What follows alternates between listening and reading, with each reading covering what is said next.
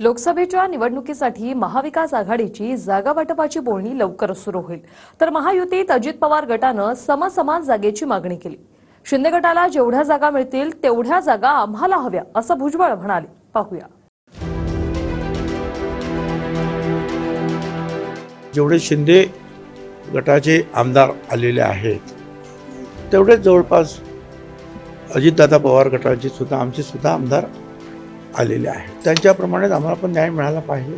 शिंदे साहेबांच्या सोबत असणारे 50 आमदार ते सगळे शिवसेनेचे सहयोगी आमदार आहेत. म्हणजे आमचे 50 आहेत, तुमचे किती आहेत दाखवा, असं कधी म्हटलंय का आम्ही?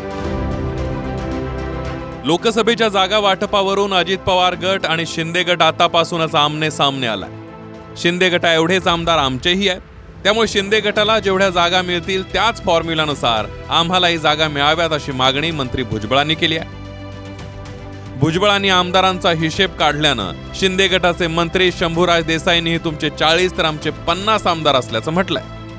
जागांच्या वाटपामध्ये जे आहे त्यांनी त्यांचं मत मांडलेलं आहे आणि जवळपास जेवढे शिंदे गटाचे आमदार आलेले आहेत तेवढेच जवळपास अजितदादा पवार गटाचे सुद्धा आमचे सुद्धा आमदार आलेले आहेत. भुजबळ साहेबच जर आता आकडेमोड करायला लागले तर मला पण त्यांना सांगावं लागेल, भुजबळ साहेब तुमच्या 40 आमदारांपेक्षा शिंदे साहेबांच्या बरोबर आज 50 आमदार आहेत. त्यामुळे साहजिकच आम्ही जर असं म्हटलं की तुमच्यापेक्षा जादा वाटा आम्हाला मिळाला पाहिजे तर ते लॉजिकल आहे, ते अगदी योग्यच आहे भूमिकेला धरून. पण आम्ही तसं म्हटलं नाही.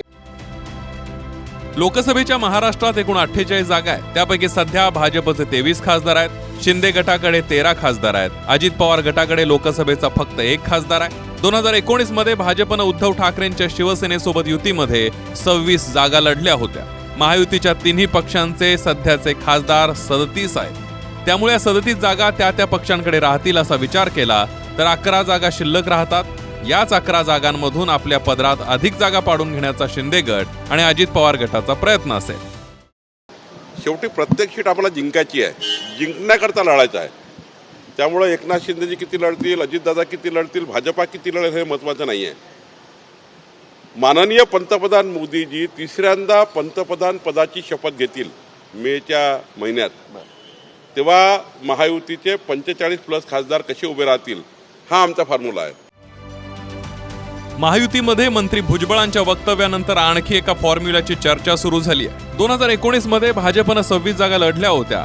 शिंदे गटाकडे ज्या सध्याच्या 13 जागा आहेत त्या 13 जागा गृहीत धरल्या तरी 9 जागा शिल्लक राहतात. त्यामुळे 9 जागा अजित पवार गटाला मिळू शकतात. आता मिठाचा खडा टाकला, आता काहीतरी वेगळं घडणार, आता जागा वाटपात वाद होणार. काही तुम्ही तसलं डोक्यात आणू नका, काही वाद होणार नाही. छोट्या भावाची भूमिका राष्ट्रवादीला घ्यावी लागू शकते का? काही नाही, छोटा नाही, मधला नाही, धाकटा नाही, खूप मोठा नाही, काही नाही, सगळं व्यवस्थित करू. हे झालं महायुतीचं. तर महाविकास आघाडीतही जागा वाटपावरून जाहीरपणे आकडेवारी सुरू झाली आहे. ठाकरे गटानं 23 जागा मागितल्या. काँग्रेस आणि शरद पवार गटानं थेट भाष्य केलेलं नाहीये. प्रकाश आंबेडकरांची वंचित आणि राजू शेट्टींच्या स्वाभिमानी शेतकरी संघटनेला सोबत घेण्याचे प्रयत्न सुरू आहेत. मात्र अद्याप या दोघांबद्दल फैसला झालेला नाहीये. तर महाविकास आघाडीचा निर्णय न झाल्यास सर्व 48 जागा लढणार अशी घोषणा आंबेडकरांनी केली आहे आणि राजू शेट्टींनी 6 जागांची तयारी झाल्याचं सांगितलंय.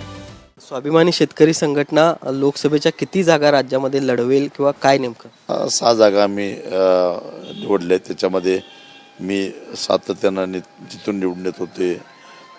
हातकणंगले असेल, कोल्हापूर जिल्ह्यातला दुसरा कोल्हापूर मतदारसंघ असेल, सांगली मतदारसंघ गेल्यावेळी जो आम्ही लढवलेला होता.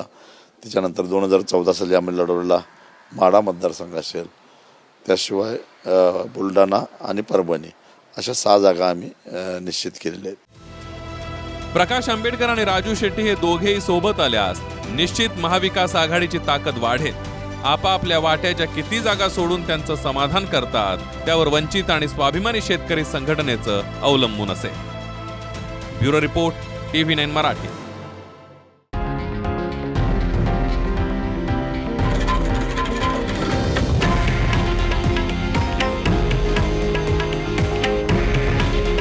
हे आहे देशातील नंबर 1 न्यूज नेटवर्क आणि आपण पाहत आहात TV9 मराठी. काळजी तुमची, हित महाराष्ट्राचं.